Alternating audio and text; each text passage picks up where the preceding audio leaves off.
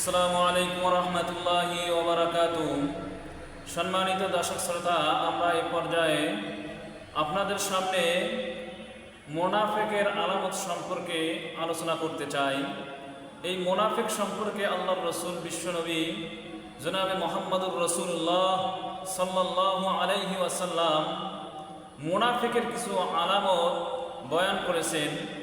হাদিসে বলা হয়েছে, আয়াতুল মুনাফিকি সালাসাতুন, যে মুনাফিকের আলামত হচ্ছে তিনটি। এক নম্বর হচ্ছে ইদা হাদ্দাসা কাযিবা ওয়া ইদা ওয়াদা আখলাফা ওয়া ইদা উতিমিনা খানা।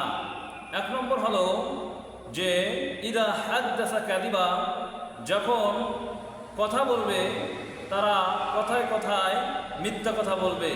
এটি হচ্ছে মুনাফিকের প্রথম আলামত। দ্বিতীয় নম্বর হচ্ছে ওয়াইদা ওয়াদা আখলাফা, যখন মুনাফিকরা ওয়াদা করবে এই ওয়াদা তারা ঠিক রাখবে না, ওয়াদাগুলিকে ভেঙে দেবে। এটি হচ্ছে দ্বিতীয় প্রকার। তৃতীয় নম্বর হলো ওয়াইদা উতুমিনা খানা, যখন মুনাফিকদের কাছে কোনো আমানত রাখা হবে তারা আমানতের খেয়ানত করবে।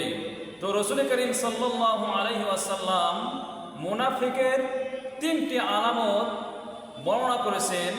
এক নম্বর হচ্ছে যে তারা মিথ্যা কথা বলবে, দ্বিতীয় নম্বর হচ্ছে তারা ওয়াদার খেলাফ করবে, তৃতীয় নম্বর হচ্ছে তারা আমানতের খেয়ানত করবে। আল্লাহ রাব্বুল আলামিন আমাদেরকে এই তিনটি বিষয় থেকে বিরত থাকার তৌফিক দান করুন।